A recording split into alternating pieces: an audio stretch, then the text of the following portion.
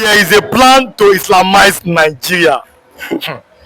And it's not just coming from any other person. This man, a former military general, said it on a national television. He was not even afraid of arrest. He said, you can come and arrest me, but I will keep saying the truth. There is a plan to Islamize Nigeria. A former military general, even a Yoruba man, not just a Yoruba man said that, former military general, show me made that statement. If you are watching for the first time, kindly subscribe to this YouTube channel, all notifications, drop your comment, click like button, like this video, and also share with others. But we see many Igbo youths at the newspaper are saying, you can only Islamize Hausa side. Maybe Yoruba will go. The Igbos and South are not majorly Muslims. You cannot do it. But we saw an Hausa man said, if they are ready to Islamize Nigeria, they will Islamize every part of Nigeria. It really caused controversy this morning at the newspaper stand. But Biafran evangelists, let's look at this. Is it possible truly to Islamize all part of Nigeria? Like I said, if you're watching for the first time, kindly subscribe to this YouTube channel, all notifications, and drop your comments. Click the like button, like this, also share to others. Is it possible to Islamize all part of Nigeria? My beloved, based on the question you threw before me, it is possible to Islamize any part in Nigeria, but it will be difficult to Islamize Biafra land.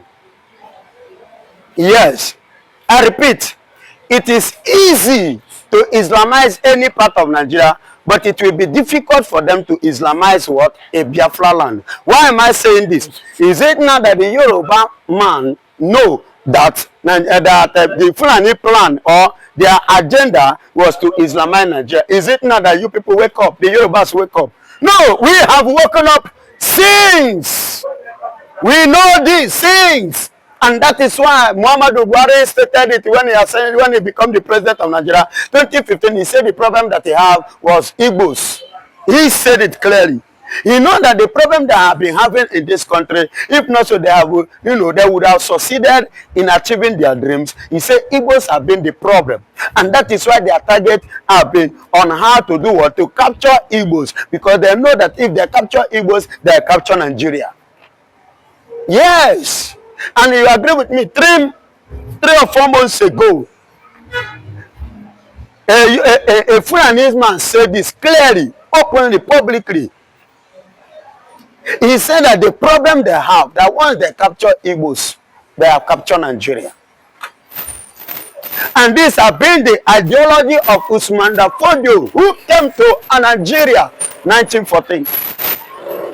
In case you don't know, Usman Fodio, who has conquered the Hausas today, who has conquered Kwara State today, are the people that was their what? He said, dream, ambition, mindset from the beginning.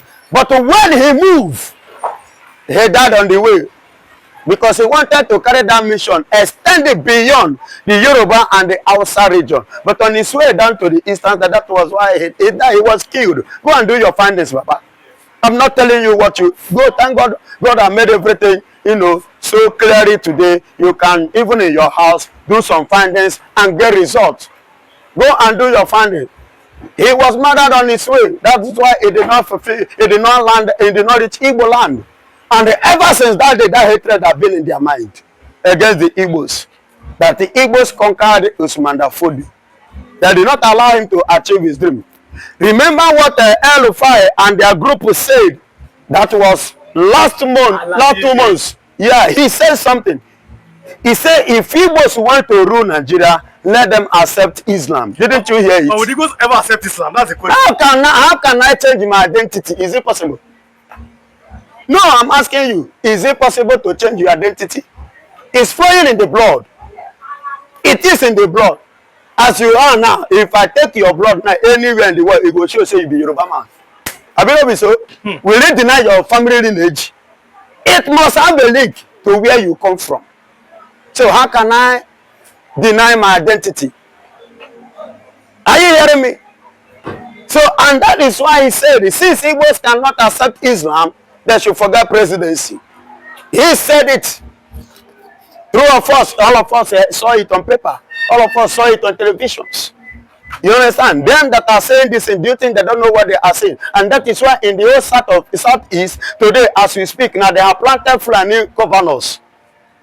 That's why in person of Peter Mba of Enugu State, the Enugu State Governor has appointed a Fulani as a special advisor. Usman of Abubakar. Because to him now, he feel in the whole of Enugu State, nobody is capable to fix up that office. In the whole of Igbo land, nobody is brain enough to fix up that office. But now Usman Fodio lineage is capable enough to suit up that office. Have you seen the ideology of them? In Oyo State, they have finally officially make Sharia law to stand in Oyo State. I told you people, they are coming gradually. They are always come with a strategy. And once you welcome it once, you welcome it all. When I was saying it, you among the people that pretend it's not going to be possible. Finally, in Oyo State, it has stand Sharia. Yes. And let me tell you, they will continue to fail so long Igbos are involved. He said without Igbos, they would have Islamized Nigeria, and that is the pure. They would have succeeded. They have it. See, for your information, in case you don't know, Bola Ahmed Tinubu, the president of Nigeria, is aware that this country is under Fulanization control, with the agenda of Islamizing it. There shall be no Christian. Look at what took place. You know, it took place. That was yesterday. On Monday. Yesterday was Monday. Don't you see the video? In Ondo, what happened during the days of Akeredolu, the late governor, the one that from Amoteku, that same incident that took place that time has happened again. Ondo, in our war. But what are we saying? These people have this ideology that so long you are not Islam. See, let me tell you another ideology, not just being an Islam now. Because the Fulanis never believed that Yorubas are original Islam. Take it or you leave it. They never believed that Yorubas that are Islam are original Islam. By the time they succeeded in capturing Nigeria, because that aim was to make sure that they conquer Igbo. By the time they finally eventually succeed in conquering Igbo, they will now return back to Yorubas to tell you the kind of Islam that you are going to start worshipping, not that kind of your own Islam. You know, we the Eastern, God bless us with tomorrow vision. And that will see why Master Nnamdi Kanu stood against them. You see why they are crying, they are jumping up, they are fighting, they are doing everything to make sure that Master Nnamdi Kanu is not being released, it's not being freed. That's why they fight to conquer Muhammadu Buhari. During the Muhammadu Buhari, the kidnapper who kidnapped Master Nnamdi Kanu from Kenya to Nigeria, he conquered Muhammadu Buhari in Nigerian court of law. At the end of the day, instead of Buhari shamefully allowing Master Nnamdi Kanu going, he ordered DSS, to do what? To continue nabbing him, keeping him, and holding on him. And today you can see in the court, all of them are now denying it, that they are not the one that kidnapped Master Nnamdi Kanu. Then who did? Does it mean that Master Nnamdi Kanu become a spirit from Kenya down to Nigeria and land himself in the DSS custody? Is that what you are trying to tell me? Then if you say you are not the one that Nigeria did not kidnap him, neither the DSS, let them return him back to Kenya. Yes. If you are denying kidnapping case, then return him to Kenya. Then that is where we will start the business. See, my brother, you can see that was last week, yeah, because we are in a new week now. You can see it in last week in all over Abuja, where Master Nnamdi Kanu posters was flying. They said, do not do what? Free him. That is what is an enemy of Nigeria. Do not free him. What makes Master Nnamdi Kanu to be an enemy of Nigeria? Because he speaks the truth. Because he exposed the Fulanization ideology to many Nigerians. He exposed the secret. So this man that is just speaking today, just wake up. It is something that we have seen, and we have been saying it before now. But what should the southern part of Nigeria do? I'm talking about the Yorubas, the Igbos, the Kalabari, Ijo, Sheki, the Ibibio, the Anan. What they need to do, my brother, let them remove that hatred that they have upon the Igbos. And let them embrace the true fact which Igbos have told them. Embrace that truth. and that vision and that idea, that the fact remains that these people, this is what they intend to do to Islamize Nigeria, to stop them by the idea, the ideology of Igbos. Let's rise and stop them. Do not give them room, do not welcome them. Yes, because Bola Ahmed Tinubu, the Nigerian president, want to, he want to win election. Do you know the kind of trailer and truck of Fulanis that enter Lagos State in a day, 2023? In 2023, do you know how many of their trucks that enter Lagos per day?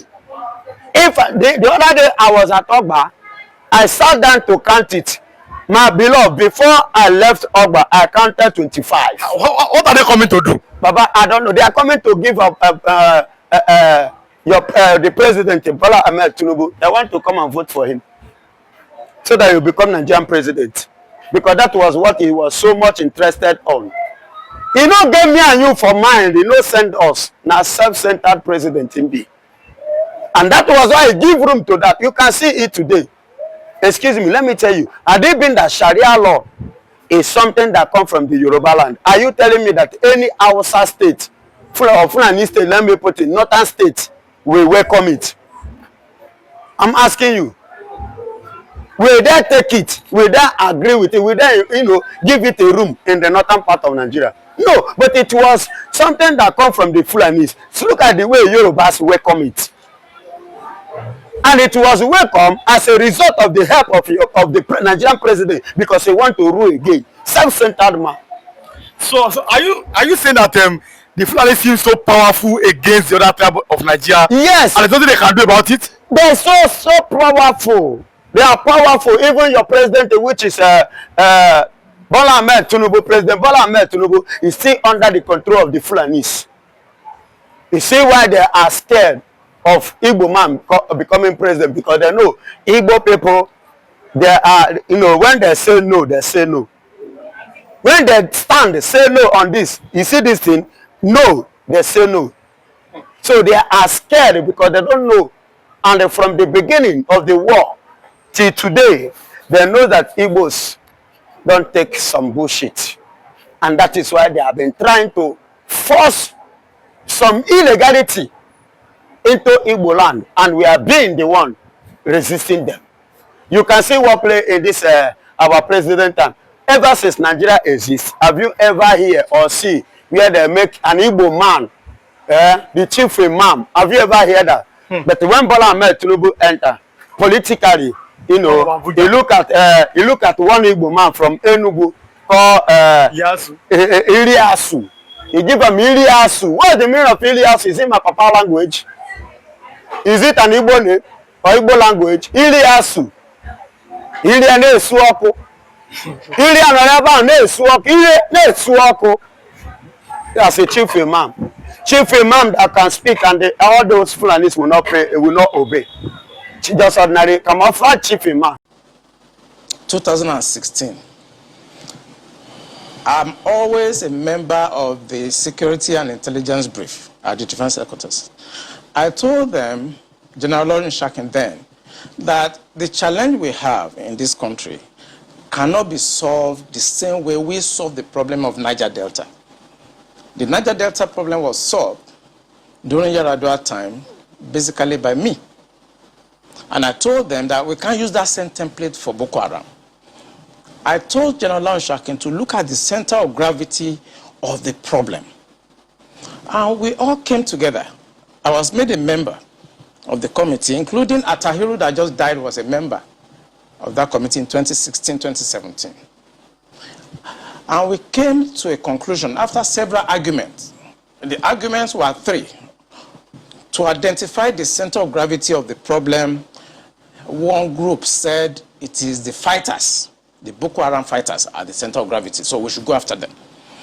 Another group said the center of gravity of Boko Haram is Abubakar Shekau. So if we go after Abubakar Shekau, then the problem of Boko Haram will be solved. I took exception to the group. I said that is not the center of gravity of the problem of Boko Haram insurgency that we were having between that 2012 and 2017. And General Olawunmi asked me, Olawunmi, why are you giving problem? What is the problem? Give us the answer. And I told General Shanka, if I tell you the answer, you're not going to be able to solve the problem. He said, what is the problem? I said, the center of gravity of Boko Haram and insurgency in Nigeria are the sponsors of that program. It was beyond us.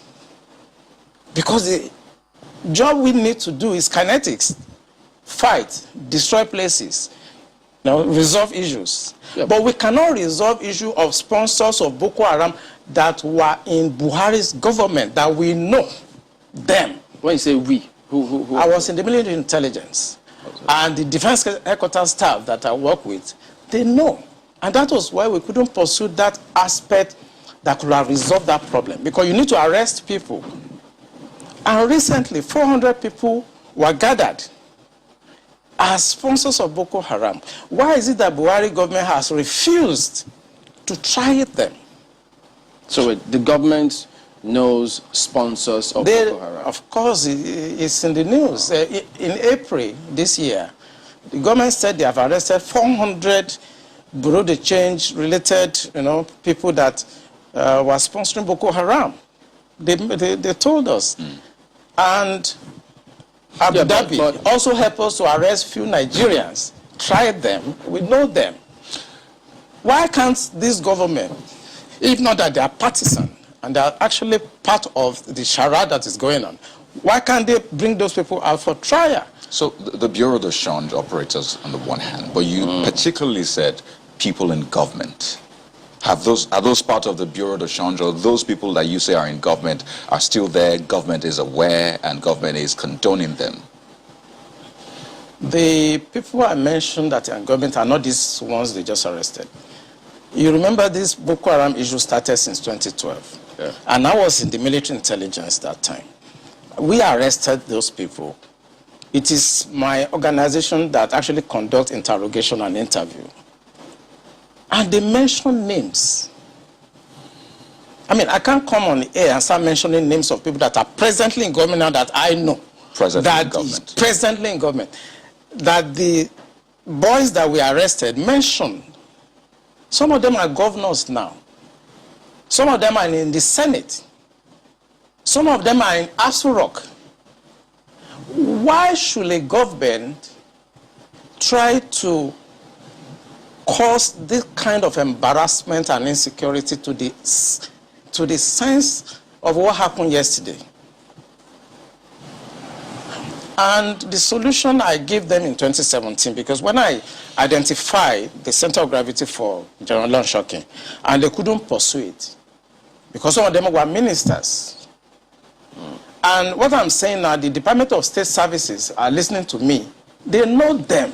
Yeah, Commodore. So the solution I gave them was that if we can't pursue the policy strategic level, because the people that we need to talk to are also, going to be difficult to deal with. I said what they should do now is to conduct two things. We should buy blimps. The blimps are not UAVs.